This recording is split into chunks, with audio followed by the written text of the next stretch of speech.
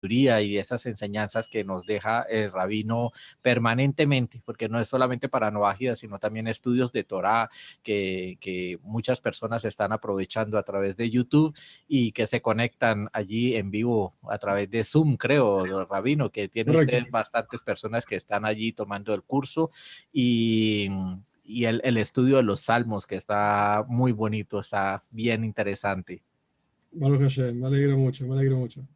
Bueno, el placer es mío, primero que todo, porque para mí es un gran honor poder compartir con usted este espacio. Es un placer y un honor, como le digo, con una persona de la talla suya, con el conocimiento y con la humildad que usted tiene. Entonces, la pregunta inicial, Rabino, para ir entrando en materia acerca de los noágidas. El noajismo inició pues ya existía en la Torá el concepto de ser noágida, o sea, ser un no judío, pero a raíz de un movimiento en Jabat, comienza hacia los años 80 y llega a América y recién está empezando a llegar a Latinoamérica. ¿Qué sabe usted de eso? ¿Por qué se fue esa cuarta revolución que llamó el rabino Ginsburg, que era la cuarta revolución y era enseñar Torah a las naciones?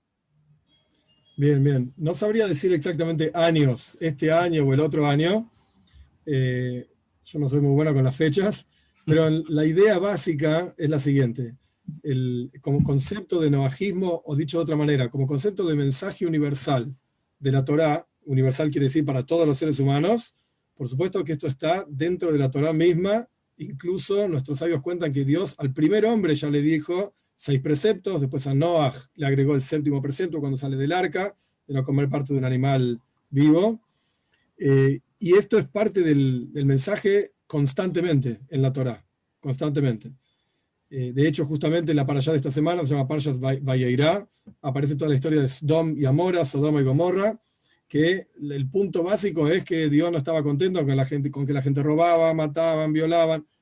Entonces, si no hubiese, Dios libre y guarde, si no hubiese mensaje universal para la Torá, si solamente fuese para el pueblo judío y para el judío y qué sé yo, ¿por qué Dios le molesta que la gente robe y mate? Que hagan lo que quieran, si el mensaje es solamente para el pueblo judío. Pero no es así, todo lo contrario. Vemos que a Dios no le gusta mucho esta idea de que la gente robe, mate, por tomar 2 ejemplos nada más, al punto tal de acabar y destruir todo Sodoma y Gomorra. Entonces, el mensaje universal en la Torá está ahí desde su nacimiento, por así decir, en el pensamiento primordial de Dios. Ahora bien, el movimiento Chabad Lubavitch, propiamente dicho, llega a Estados Unidos en 1940, perdón, 1940. El Rebbe anterior llega a Estados Unidos, vive 10 años en Estados Unidos y fallece en 1950. 1951 asume lo que yo llamo el Rebbe, que falleció en 1994.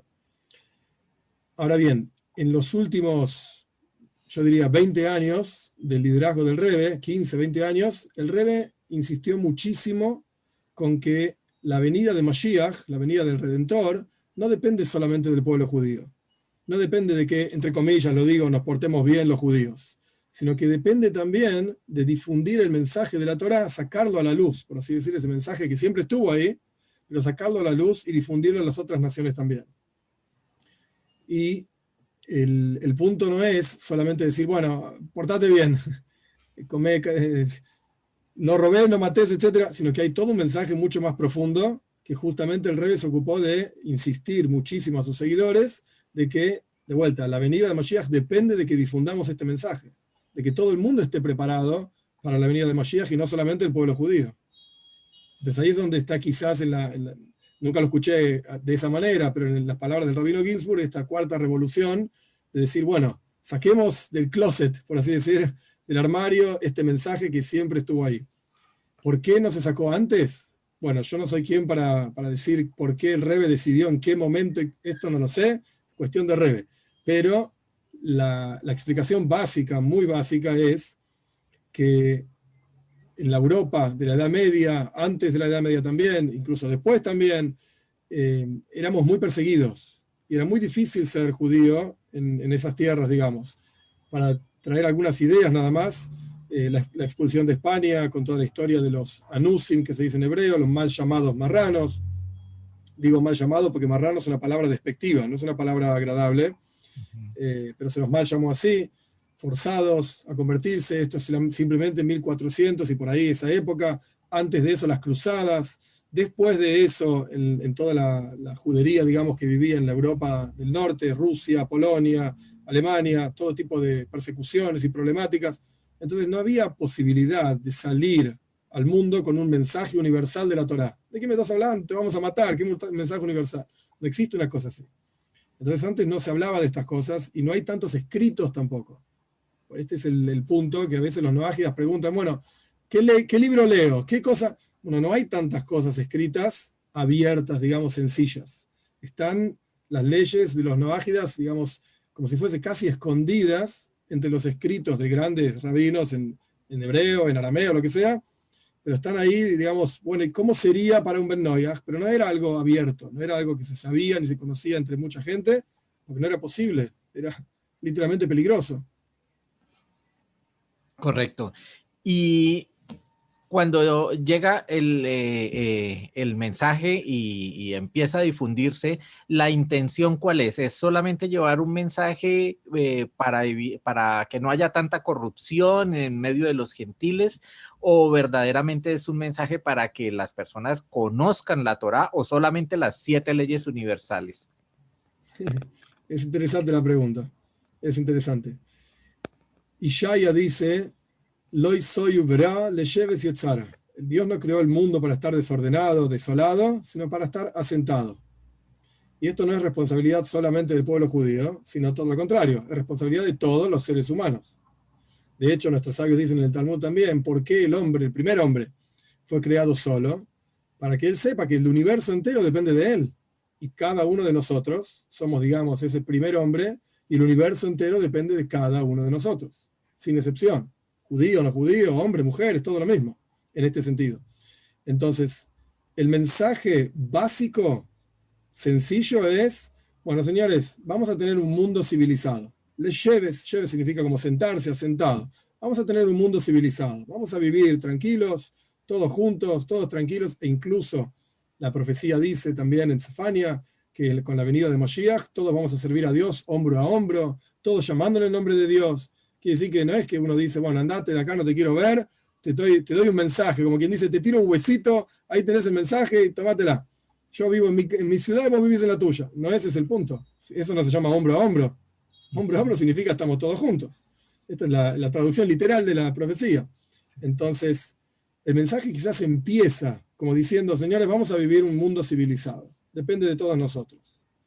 Hay gente que está interesada en profundizar. Entonces, para esa persona que quiere profundizar, bueno, hay un mensaje más profundo, claro que sí. La Torá es la sabiduría de Dios, Dios es infinito y su sabiduría es infinita también. Entonces hay una posibilidad de crecimiento literalmente infinito, pero empieza hablándose de un mundo civilizado. Para dar un ejemplo sencillo, hace mucho yo llegué a La Plata, en donde vivo, en el 2003, ya hace unos cuantos años, finales del 2003, y una vez escuché una explicación de otro rabino que la utilicé muchísimas veces cuando a mí me preguntaron, ¿para qué viniste? Hasta ahora, digamos, La Plata se fundó en 1880 y pico, hasta ahora estábamos muy bien sin vos. ¿Para qué viniste acá? No te necesitamos. Entonces, el ejemplo que yo escuché de otro rabino es el siguiente. En una pileta de natación, en el verano, cuando hace calorcito, la gente va a la pileta, está muy lindo, y hay todo tipo de personajes en una pileta. Está el personaje que le gusta dar vueltas alrededor de la pileta, pero no se mete, porque no le gusta el agua, porque tiene frío, porque lo que sea, no se mete, pero está en la pileta. Está el personaje que le gusta mojarse los pies en la pileta. Se sienta en el borde, pone los pies adentro del agua, se refresca, pero no se va a meter en el agua, simplemente mojó los pies. Está el personaje que le gusta andar en la pileta en la parte poco profunda, digamos, para que el agua le llegue hasta la panza y nada más. Y está el personaje que le gusta hundirse y bucear en la parte más profunda, los 3 metros de la pileta, lleno de agua por todos lados. Esto es la Torá, esto es el judaísmo. Tiene un mensaje para cada uno, tiene una perspectiva, una cara para cada uno. ¿Te gusta dar vueltas alrededor de la Torá, pero no meterte? Ok, la Torá es muy buena. Digamos, tomando ese ejemplo para la pregunta que me hiciste, El mensaje es vamos a portarnos todos bien. Vamos a tener una sociedad normal donde podamos vivir. Y después está, por supuesto, todos los pasos, está el tipo que le gusta bucear y meterse adentro y saber de qué se trata y cómo es la cosa. Pues hay un mensaje en la Torá para el Ben Noyaj, para el Noágida o como se diga, también, claro que sí, con extrema profundidad. ¿Sí? Sí, señor. Y cuando empieza a llegar la persona por curiosidad o por las razones que lo muevan y le hablan de Torá y le hablan de judaísmo y se acerca entonces, ¿con qué se encuentra, Rabino? Usted que ya ha dictado su curso y que ha tenido ese contacto con muchas personas de distintas religiones, ¿con qué se encuentra? Yo creo que en todos los aspectos de la vida, todos, no tiene que ver con Torah nada más, uno tiene que saber cuál es el objetivo de aquello que uno hace. ¿A dónde apunta uno cuando uno empieza una empresa nueva o uno empieza una familia nueva? Bueno, ¿a dónde quiere llegar? De hecho, cuando uno sale con una mujer para ver, se casa, no se casa, etcétera, bueno, ¿querés tener hijos o no querés tener hijos? Bueno, si uno quiere tener hijos y ella no quiere tener hijos, bueno, no vamos a llegar muy lejos. No nos va a ir muy bien. Uno de los dos va a sufrir. Entonces uno tiene que saber cuál es el objetivo, a dónde quiere llegar. Cuando un gentil, por llamarlo de alguna manera, se acerca al rabino, se acerca a la sinagoga y dice, bueno, ¿qué hay para mí? Lo primero que uno tiene que saber es hasta dónde querés ir, a dónde querés llegar con esto. Hay mucha gente, lamentablemente, que lo primero que se les ocurre es yo me quiero convertir. Yo quiero ser judío, me quiero convertir, está buenísimo, los judíos son muy inteligentes, los judíos son muy esto, muy lo otro, tienen mucho dinero. Bueno, eso no tiene nada que ver con el judaísmo. Ni ser inteligente, ni tener dinero, y no tiene nada que ver con vivir una vida como judío. Nada que ver. Fácil, difícil, esto se puede discutir, pero no tiene nada que ver, es otra cuestión. Entonces, yo creo que mucha gente tiene el objetivo equivocado. Ponen el objetivo como la conversión, cuando en realidad no es ese el objetivo. No lo saben, porque es un objetivo que no conocen. Yo quiero viajar a Katmandú, pero no sé ni qué hay en Katmandú. No sé, yo quiero viajar ahí. Pero primero averigua a ver qué hay. Hay hoteles, ¿la vas a pasar bien? ¿No la vas a pasar bien? Una vez que averiguaste qué hay, ahí podés querer viajar a ese lugar.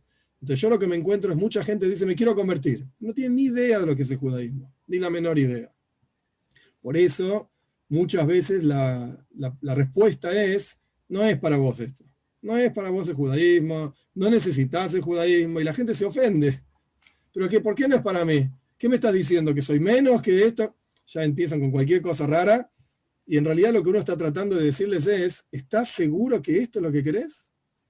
Si Dios te creó como te creó, quiere decir que Dios te quiere así como sos. En otras palabras, todo lo que existe en el mundo es porque Dios lo quiere. Lo que no existe es porque Dios no lo quiere. Y si Dios te crea de esta manera, como gentil, como hombre, como mujer, lo que sea, se puede aplicar a montones de aspectos en la vida, cuestiones en la vida, es porque Dios te quiere así. Y está contento con que seas así. Entonces, ¿quién te dice que el camino es convertirse? Es muy cierto y por eso la recomendación que hacemos nosotros en el programa siempre es buscar la asesoría de un rabino reconocido, certificado, porque se van a encontrar con muchas puertas abiertas y no todas conducen a buenos destinos. Soy claro, hay rabinos que le dicen usted puede hacer una conversión, yo le hago una conversión por X cantidad y resulta que entran en un proceso a veces fácil, a veces difícil y al final se dan cuenta que esa conversión no es válida y perdieron ese dinero. Pueden darse también con un rabino que les diga, no, usted es descendiente de Anusim y usted tiene que empezar a buscar el retorno y entonces lo llevan por otro camino y otro rabino de pronto le va a decir, no, usted no piense en noágidas, piense en ser prosélito y comience a estudiar con nosotros. Entonces, hay muchas puertas abiertas y para una persona que acaba de dejar una congregación o acaba de dejar una iglesia o la religión que haya estado siguiendo, es muy difícil porque usted lo dice, no conocen, no saben qué es el judaísmo y de pronto le presentan tres, cuatro puertas abiertas y uno no sabe por cuál entrar. ¿Cuál es Sí, el totalmente. consejo que usted les da, Rabino? No, me parece que vos lo dijiste muy bien. Hay que buscar. El problema es cuando uno no encuentra y piensa que lo que encontró es correcto y es bueno. Hay que buscar, hay que aconsejarse, preguntar a amigos, a otra gente que ya tenga experiencia. Hay que buscar, no hay que darse por vencido. Es difícil al no conocer el judaísmo saber qué es auténtico y qué no. Es difícil. Hay muchísima, lamentablemente, muchísima ignorancia dando vueltas, muchísima ignorancia, no de mala fe, simplemente ignorancia, falta de conocimiento. Y entonces es difícil. Lo que yo recomiendo es buscar y buscar, y escuchar a uno, y escuchar a otro, y después al otro, y empezar a comparar, a ver de qué habla este, de qué habla el otro, no quedarse con el primero que uno encuentra. En el judaísmo en general, eh, el cuestionamiento, la pregunta, está bien, es correcta, está bien vista. De hecho, nuestros sabios dicen, Eina Baishan Lomet, el que es vergonzoso nunca aprende. ¿Por qué el vergonzoso nunca aprende? Porque nunca pregunta. Es el chico que nunca levantó la mano en la clase y ese nunca aprendió nada. Entonces uno tiene que preguntar.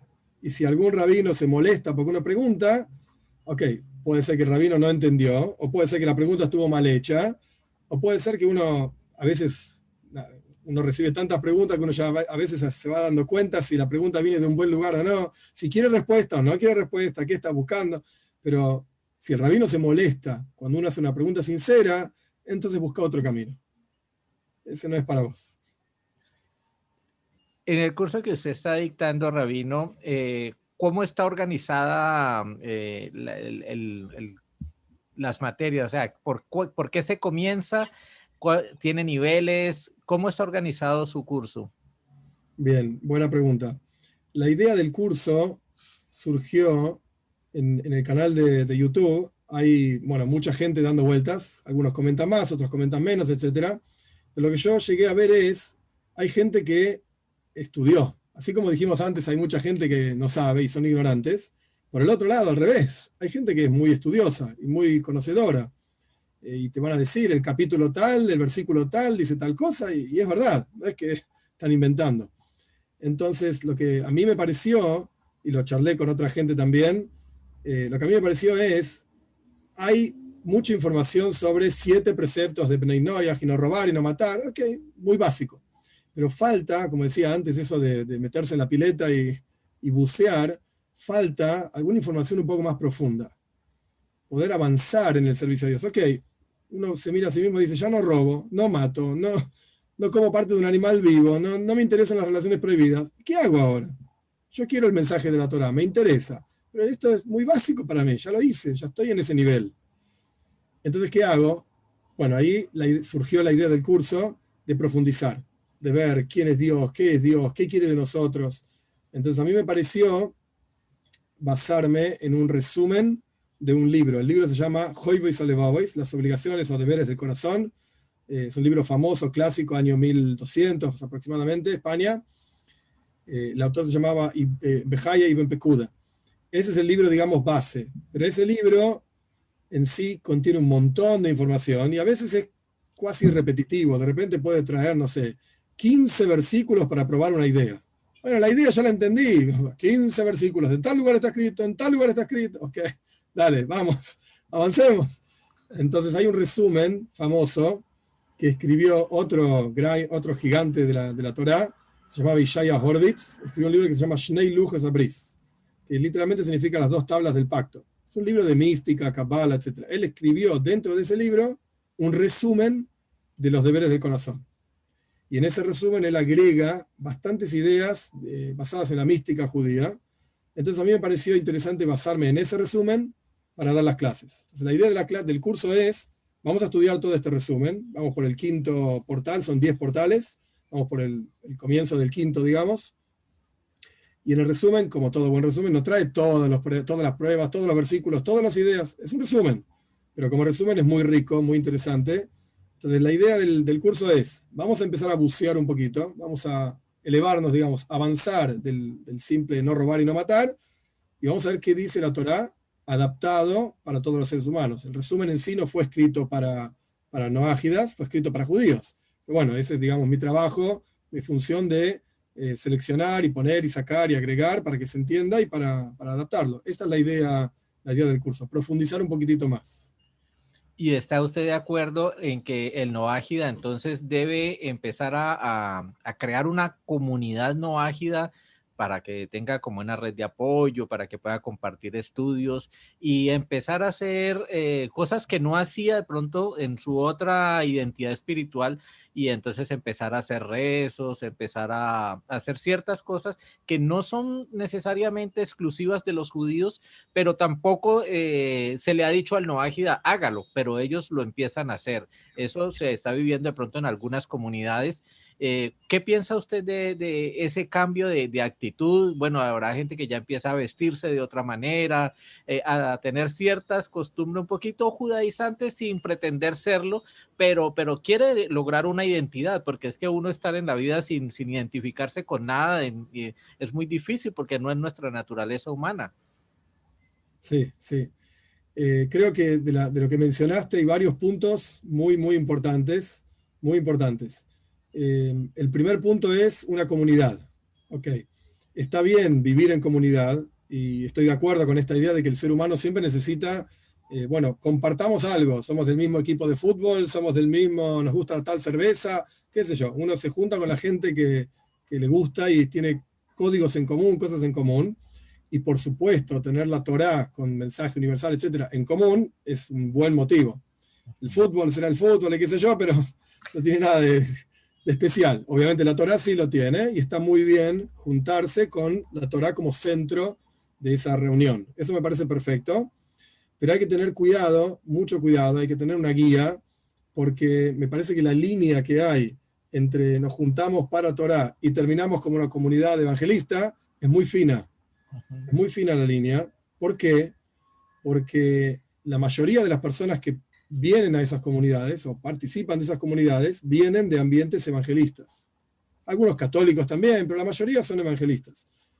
Y traen, no por maldad, de ninguna manera, pero traen sus ideas de lo que vieron, de lo que vivieron, y por falta de conocimiento asumen que es todo lo mismo. Entonces es una línea muy fina entre nos juntamos alrededor de la Torá como, digamos, judaísmo para Bnei Noach, y nos transformamos en una comunidad evangelista. Es muy fina la línea, y para evitar esa línea hay que tener una guía. Hay que tener una guía que tenga las ideas bien claras. Bien claras. Esto es punto número uno. Punto número dos, otro punto muy importante que mencionaste, y estoy contento que lo mencionaste, judaizar. Hay que tener extremo cuidado con esta idea de judaizar las cosas, porque en realidad no es correcto. Podemos discutir, incluso desde los textos, si un Ben Noyaj, el Rambam, Maimónides habla de esto, y hay montones de discusiones alrededor de lo que menciona Maimónides, que en realidad está basado en el Talmud, no lo inventó Maimónides, él solamente es un codificador.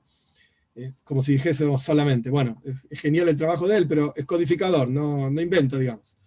Está basado en los textos. Un Ben Noyaj, si él quiere cumplir una mitzvah, quiere cumplir un precepto de la Torá, Maimónides dice claramente, como legislador, digamos, principal para Bnei Noyaj, Maimónides dice que puede. Maimónides dice que puede cumplir un precepto. Pero entonces, ahí es donde empieza a confundirse la línea. ¿Cuál es el objetivo, entonces? ¿Querés convertirte? ¿Querés ser judío? ¿Querés ser un gentil? ¿A dónde estás apuntando? ¿Para qué lo querés cumplir ese precepto? ¿Y cómo lo vas a cumplir? ¿Lo vas a hacer bien? ¿No lo vas a hacer bien? ¿Con qué información vas a cumplir ese precepto? ¿Con qué reglas vas a cumplir ese precepto? Entonces, por eso el consejo inicial, digamos, que uno da para un Ben Noyaj, una Bas Noyaj, es lo mismo, hombre y mujer, que quieren cumplir preceptos, el consejo inicial es no. Porque en general hay que ver por qué lo quieren hacer, para qué lo quieren hacer. La clave es, no hay que judaizar las cosas. No hay que judaizar las cosas. Judaísmo es judaísmo, y Bnei Noyaj es Bnei Noyaj. Está muy bien así, está muy bien que sea así. Y si una persona se quiere convertir, ok, hay un camino, hay una forma de hacerlo, y es válido, existe. Pero no hay que mezclar las cosas. Incluso, entre paréntesis, hay un comentarista, Meiri, España, año 1300 aproximadamente. El Meiri escribe que la razón por la cual un Ben Noyaj no debería estudiar ciertas partes de la Torá, la razón por la cual es así, es porque va a parecer un judío. Y si parece un judío, la gente lo va a confundir con un judío, y no lo es. Y puede terminar, digamos, llevándose gente fuera del judaísmo o influenciando mal a la gente. Entonces, por eso no estudia cierta parte de la Torá. ¿qué vemos de ahí? Más allá de qué se puede estudiar y qué no se puede estudiar, pero ¿qué vemos de esta idea? Vemos que no necesariamente un Ben Noyaj se tiene que parecer a un judío. No necesariamente. Entonces hay que tener cuidado con esta cuestión de judeizar. Otro punto interesante que mencionaste, me parece muy importante, es el tema de los rezos, las oraciones, etc. Todo ser humano, sin excepción, puede y debe pedirle, orarle, agradecerle, alabarlo a Dios, al Dios único, todopoderoso, etc. Esto no hay ninguna duda. Ahora, ¿hay una estructura específica que lleva ese rezo? La respuesta es no. Y más aún, no solamente la respuesta es no, sino que es no tanto para el judío como para el no judío. Bíblicamente hablando, no hay una estructura del rezo. ¿En qué consiste, digamos, el precepto? Ahora hablando un poco para el judío, pero se va a entender para qué lo digo. ¿En qué consiste el precepto bíblico de rezar? Yo necesito dinero. Entonces le voy a pedir a Dios, Dios, dame dinero. Yo necesito salud. Entonces le voy a pedir a Dios, Dios, dame salud.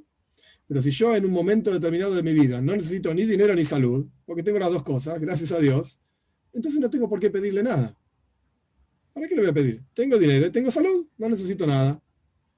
Puede ocurrírseme alguna vez decir gracias, pero no es la obligación concreta del rezo.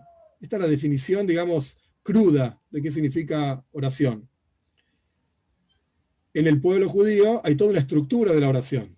Hay 3 rezos por día en reemplazo de las ofrendas que había en el templo, en el templo de Jerusalén, y hay un texto específico que se formó, se llama la Amidá, el rezo que se dice de pie, con tantas bendiciones, que piden tantas cosas, que primero uno alaba a Dios, después uno le pide, después le agradece. Hay toda una estructura enorme.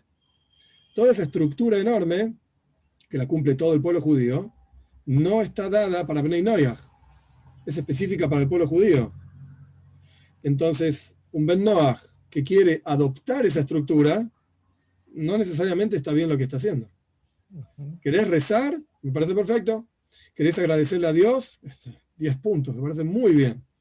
Pero hay muchos que cometen el error de comprar un Sidur, un libro de rezos típico de judíos, de diferentes comunidades, porque hay sefaradim, ashkenazim, de acá, de allá, y rezan con ese libro. Y es un error, porque el libro no está pensado para Bnei Noyaj. No está armado, digamos, para Bnei Noyaj. Eso es vital porque usted lo dijo al principio, hay gente, lo primero que empiezan es, ¿qué libros debo comprar?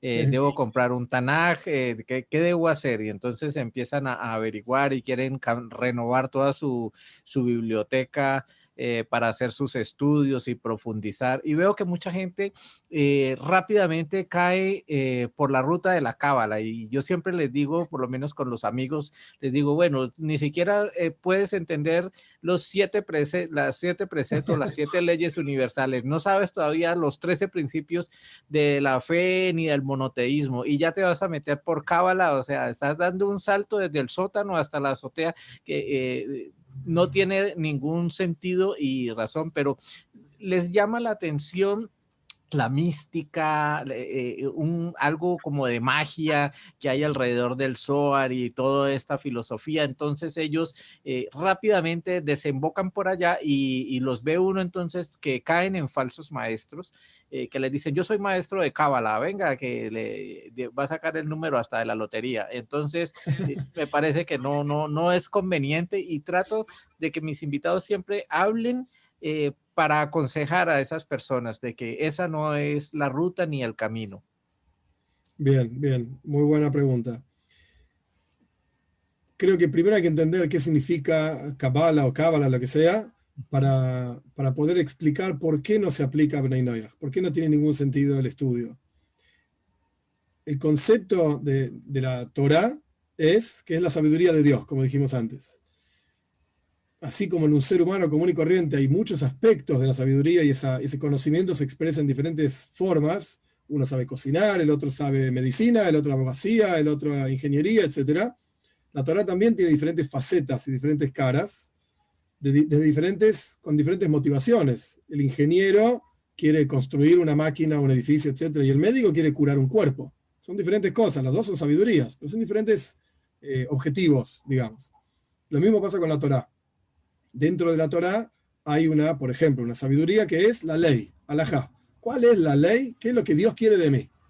Bueno, Dios quiere que cumplas con esto y aquello, etcétera. Bueno, eso es la ley específica. No me importa ni por qué, ni para qué. Esto es lo que Dios quiere de mí, otra cosa. Esto es un aspecto en la Torá. Otro aspecto en la Torá es, por ejemplo, las historias. Bueno, y Abraham viajó, y Abraham tuvo un hijo, y tenía tantos años. También tienen enseñanzas, porque el núcleo de la Torá la palabra Torá viene de la palabra Jorah, enseñanza. Entonces también tienen enseñanzas, por supuesto, y no son historias, como quien dice, pavadas, tonterías. Todo lo contrario, Dios libre y guarde. El Zohar mismo dice que quien dice que las historias de la Torá son tonterías no tiene porción en el mundo por venir. No son tonterías, son fundamentales. El punto es que es otro aspecto de la Torá, no es un aspecto legal, es un aspecto de historias. Después está el aspecto místico de la Torá. ¿A dónde apunta el aspecto místico de la Torá? El aspecto místico de la Torá viene a explicar, a mostrar, y así está escrita la Cábala, o Kabbalah, no sé, como le quieran decir. Kabbalah quiere decir tradición. Está escrito de manera tal que expresa cuál es el mapa de la creación. Cómo crea Dios el universo. Cuáles son los niveles que utilizó, cuáles son las herramientas, por así decir, que utilizó. Y esto es lo que explica Kabbalah. Ahora bien, mucha gente, lamentablemente, entra por ahí. ¿Por qué? Porque cuando uno estudia mal orientado, uno encuentra que, mira, si vos pensás en tal letra, de tal manera, durante tantos minutos, y después cambiás la letra del hebreo de tal letra a tal otra letra, etcétera, vas a tener mucho dinero, vas a tener mucha salud, te va a ir muy bien, bendiciones especiales y alegría, y todo tipo de tonterías y globos, etcétera, globos que se pinchan rápidamente. Entonces, eso vende mucho. ¿Por qué? Porque la realidad es que la gente necesita salud, dinero, alegría, todos necesitamos un montón de cosas. Entonces encontramos que si vos pensás en la letra Hey, y después la letra Yud, y después la letra, ¿qué se lo estoy inventando? Tales letras del abecedario, ahí vas a tener alegría. ¿Y quién no quiere alegría? Bueno, yo me siento en mi casa, cierro los ojos y pienso en las letritas que me dijo el rabino. ¿Tengo alegría, no tengo alegría? Y yo qué sé, quizás sí, quizás no, quizás es falso, me imagino que sí. Pero el punto es que me estoy sirviendo a mí mismo. No estoy sirviendo a Dios. Yo no estoy buscando qué es lo que Dios quiere de mí, sino qué es lo que yo quiero de Dios.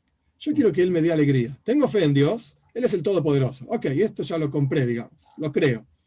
¿Y qué quiero del Todopoderoso? Quiero salud, quiero alegría, quiero familia. Entonces yo, ¿qué tengo que hacer para tener todo eso? Bueno, Dios dice que pienses en tal letra. Ok, yo pienso en esa letra, quiero alegría. Pienso en la otra letra, quiero salud. Y así sucesivamente. Me estoy sirviendo a mí mismo. Y estoy usando a Dios como herramienta para yo estar bien. Es lo único que me importa. Mi vida. Cuando el enfoque del judaísmo es otro. El enfoque del judaísmo es, lo único que importa es Dios. Él importa, y bueno, él tiene todo un mensaje y preceptos, y qué es lo que quiere de vos, y cuál es tu función en el mundo, etc. Pero el punto es que el núcleo es Dios, no nosotros. Entonces, vende mucho entrar por ahí donde rápidamente hay beneficios, entre comillas, rápidamente beneficios. Por el otro lado, la ley no es, por así decir, agradable. Andás esto, no hagas aquello. Hacé lo otro como si fuese un código civil. Es aburridísimo. Me decís todo lo que no puedo hacer, todo lo que tengo que hacer, y no quiero esto. La gente no busca eso, la gente busca beneficios rápidos y fáciles. En Kabbalah, en la mística judía, se encuentra esto. Si vos lo buscás, lo vas a encontrar. Pero no es que está escrito para eso. Está escrito para entender cuál es la estructura del universo. Que Dios crea tal cosa con tal letra, y Dios crea tal otra cosa con tal otra letra, de tal manera, etc. Entonces la gente lo mal utiliza ese conocimiento para servirse a sí mismo, al fin y al cabo para tener beneficio. Entonces a la persona que entró por ahí, mi consejo sería, entraste, quizás los conocimientos son reales, las cosas que le dicen son verdad, no es que están inventando. Te pueden decir, en tal página de tal libro está escrito eso, y es verdad, pero no está escrito para lo que lo estás usando. La razón, la forma en que lo usás no es la razón por la cual fue escrita. Sí, fue escrita para entender la estructura del universo. Ahora uno puede preguntarse, ¿para qué me sirve la estructura del universo? ¿A mí qué me importa? Ok, esto es lo que dice la Torá. Esto es lo que plantea la Torá. Por eso, cuando yo hablo del tema, siempre menciono, está Kabbalah por un lado y está Hasidut por otro lado. Kabbalah es el estudio de la estructura del universo. Eso es todo. Y no fue planteada esa estructura necesariamente para el estudio de Bnei Noyaj. Bnei Noyaj no deben estudiar Kabbalah, no es para ellos. ¿Por qué? Porque incluso si meditasen y pensasen, incluso correctamente, y ¿por qué digo incluso y lo repito? Porque no necesariamente los judíos que piensan en esas letras, etcétera, tampoco tienen resultado. ¿Por qué? Porque no es para todos Kabbalah, per se, como es. Hay que tener una vida de observancia de Torah y Mitzvot, hay que tener una vida apartada de las cuestiones mundanas y materiales, terrenales. Los Mekubalim, los verdaderos cabalistas, no hacen videos en YouTube. Los verdaderos cabalistas están sentados en Jerusalén o en Tzfaz, en el norte de Israel, y prácticamente no tienen contacto con el mundo. Uno tiene que ir a verlos y andar a ver si te reciben. No son personajes así tan sencillos que están haciendo videos en YouTube. No, no es así. Entonces, la forma en que, incluso para el judío, que se vive Kabbalah, no es como todos nosotros vivimos, gente común y corriente. No. Entonces, para el judío ya es complejo. Para el Ben Noyaj ni que hablar, porque no fue pensada esa estructura para él. Entonces va a pensar en todo eso y no va a lograr nada. No va a llegar a nada. Y la alegría que siente es falsa y la realización que siente es falsa. Son todas imaginaciones propias. Y en ese mismo sentido, entonces, cuando estudian un Midrash y no saben cómo es la estructura para poder entender un Midrash y saber que eso es un Midrash, que sí forma parte de la Torah, pero que no es porque realmente hayan sucedido las cosas así.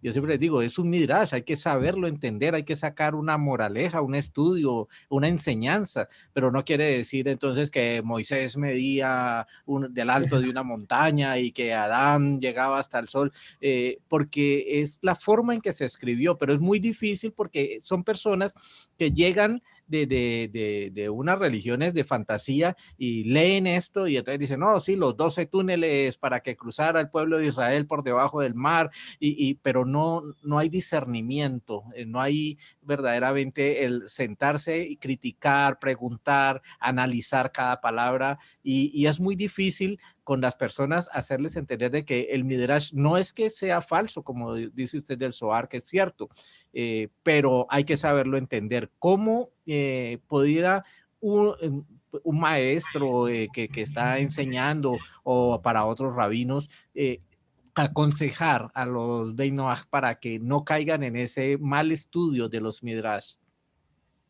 La clave de todo es nunca materializar las cosas que uno estudia. Nunca, incluso Bnei Noyaj puede agarrar una clase en YouTube o donde sea de Kabbalah. Ok, la escuchó. ¿Está bien? ¿No está bien? Ok, ¿qué querés que haga? La escuchó, ya está. Y entonces vienen y piensan, bueno, está el mundo de Atzilut, el mundo de acá. Una vez un tipo me escribió un comentario en el canal, el planeta Atzilut. Y yo me moría de risa, se lo mostré a mis hijos, que la palabra la escucharon acá, allá, en el hasidismo se habla mucho de eso, pero el planeta no es un planeta. ¿De qué me estás hablando? Es una cosa espiritual, abstracta, que se habla en Kabbalah, en la mística judía. No es un planeta. No hay planeta como Marte, como Saturno y Júpiter, y hay uno que se llama Atzilut. ¿El problema cuál es? Materializan las enseñanzas. En lugar de entender que son cosas abstractas, y como dijiste muy bien, tienen una moraleja, tienen una enseñanza, hay que buscarla, y ok, a veces se sabe, a veces no se sabe, a veces es más fácil, a veces uno le pregunta a un rabino y el rabino no sabe, vale decir no sé. ¿Qué va a hacer? No sé todo. Pero el punto es que no hay que materializar las cosas, no hay que pensar que son literalmente así. No sé si Moishe Rabbeinu medía 6 metros de alto, no sé si el primer hombre, correcto, estoy 100% de acuerdo con lo que mencionaste antes, si el primer hombre medía hasta el cielo y hasta el sol, y el talón del primer hombre brillaba más que el sol. Ok, yo qué sé, yo vi muchos talones dando vueltas por ahí, nunca brilló ninguno. No sé si el talón brillaba o no brillaba. Evidentemente está hablando del nivel espiritual que este primer hombre tenía. Es verdad, tenía un nivel espiritual increíble. Pero si el talón físico de él brillaba más que el sol, y bueno, no sé, no tenemos forma de saberlo tampoco. No tenemos forma. Pero quizás un detalle que yo no terminé de mencionar antes, al respecto de Kabbalah y estas cosas, yo mencionaba de Hasidut. El concepto de Hasidut que utiliza muchas ideas de la mística judía es justamente diferente de Kabbalah. En Kabbalah es entender la estructura. Hasidut es ¿cómo se aplica eso a mi vida? ¿Cómo yo puedo servir a Dios entendiendo esa estructura? ¿Cómo yo puedo servir a Dios y entender quién es Él a partir de la creación? Entonces es otro objetivo. Por eso yo humildemente digo, no está bien que un Ben Noyaj estudie Kabbalah. No, no me parece correcto. Y no es que lo digo yo, esto está escrito en los libros. El punto es, sí me parece correcto que por lo menos algunos aspectos, quizás no el 100%, pero algunos aspectos de Hasidut sí son para Ben Noyaj también. Y por eso yo me echo mucho de eso, pongo mucho de eso en las clases que doy también. Conceptos, enseñanzas de Baal Shem Tov, de acá, de allá, quizás adaptados, pero el punto es que sí hay un mensaje más profundo para Bnei Noyaj también. Sí, sí.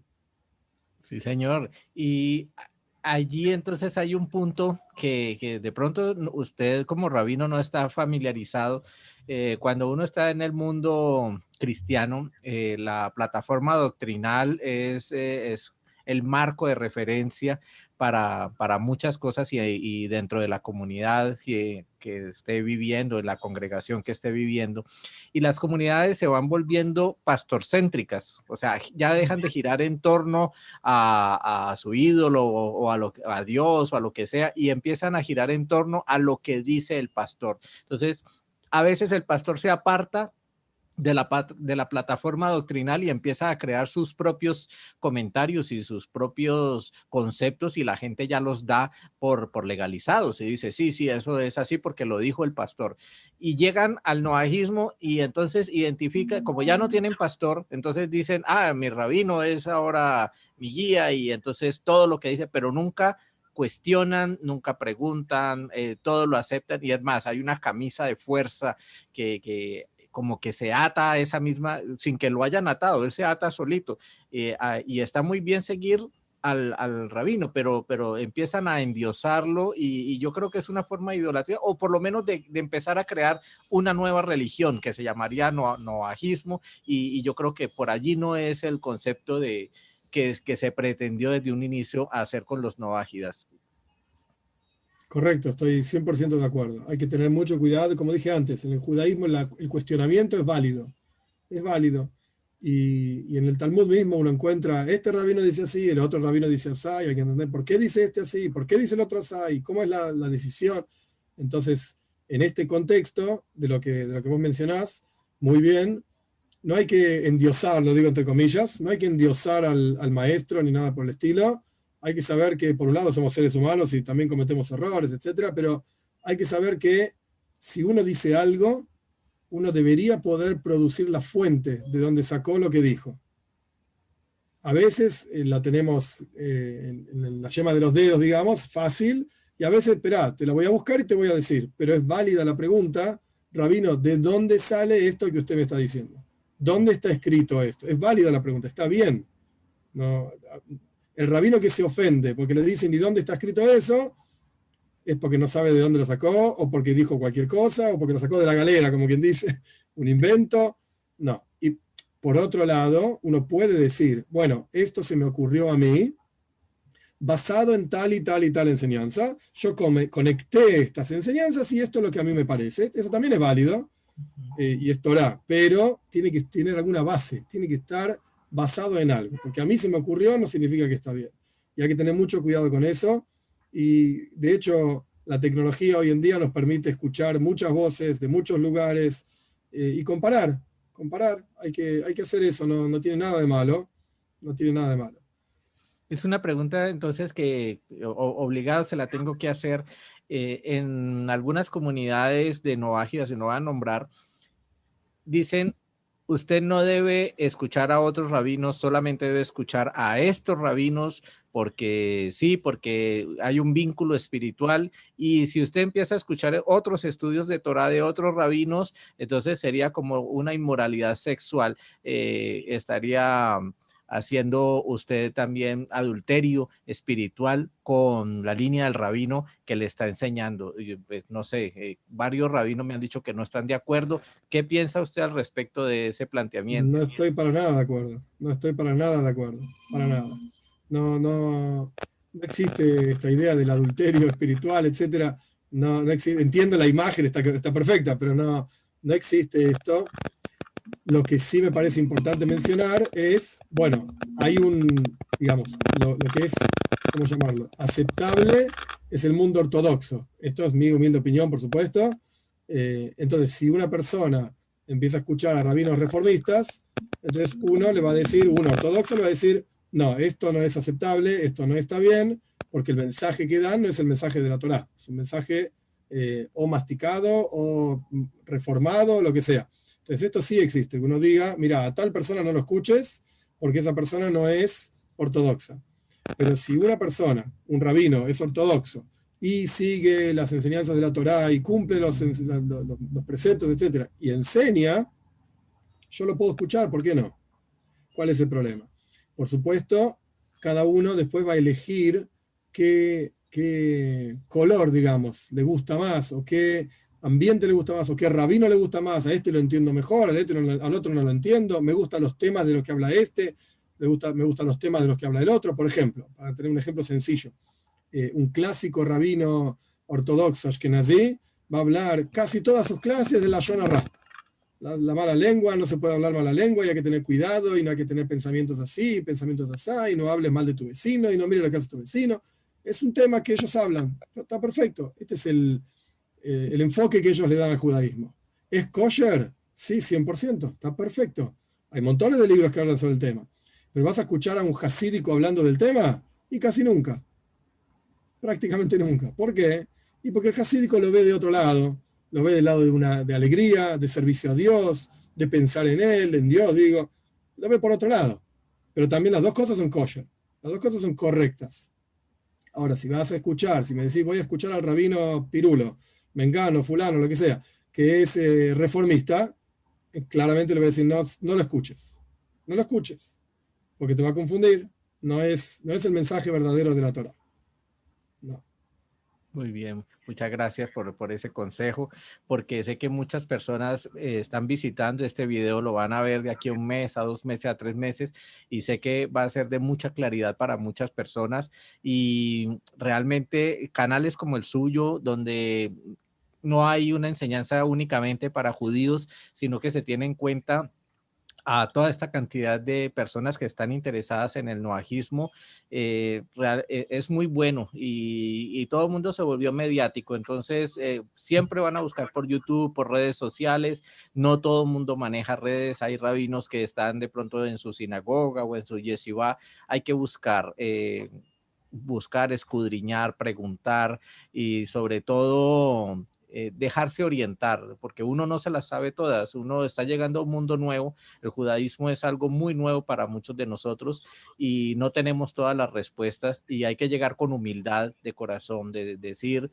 yo quiero aprender, es más que todo como el anhelo de conectarse con Dios, pienso yo, Rabino, que es lo que lo mueve a uno a decir, yo siento que donde estaba no me estaba conectando como era debido, como era correcto, y ahora que estoy empezando a conocer la Torá, siento que debo hacer las cosas y dejarme orientar.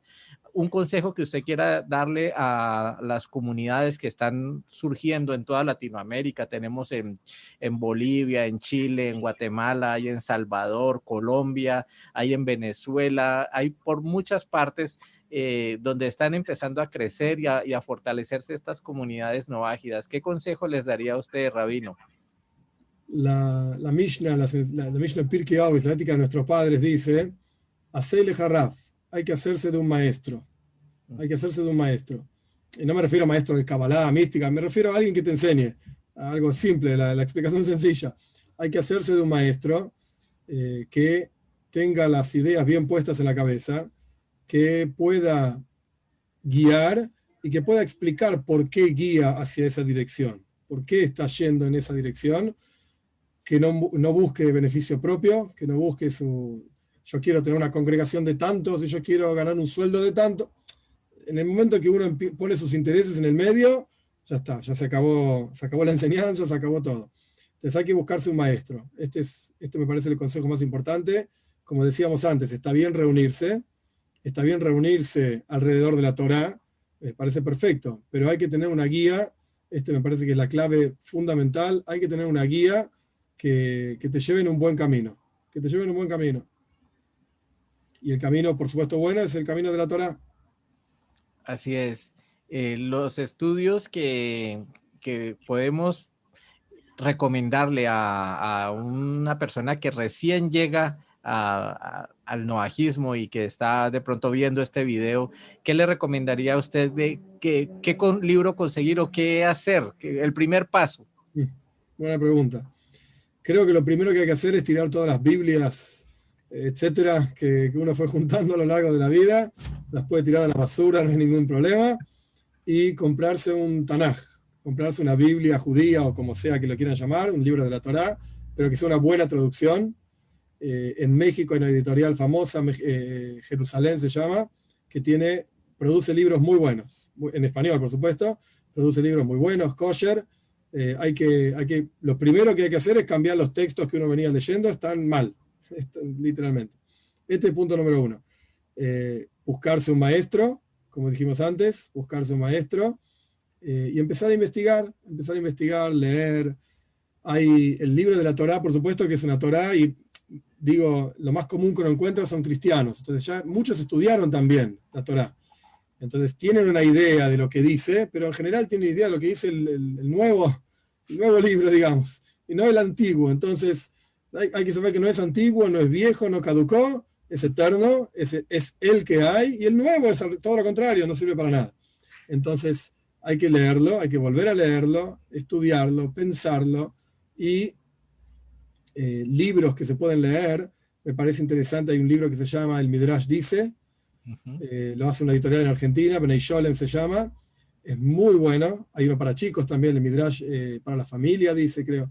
Es muy bueno porque le permite a uno entender, más allá de la historia, no está el texto de la Torá ahí, el texto está en otro libro, pero ahí está la historia como la entiende el pueblo judío eternamente, digamos, hace 3.300 años entendemos la historia de esa manera.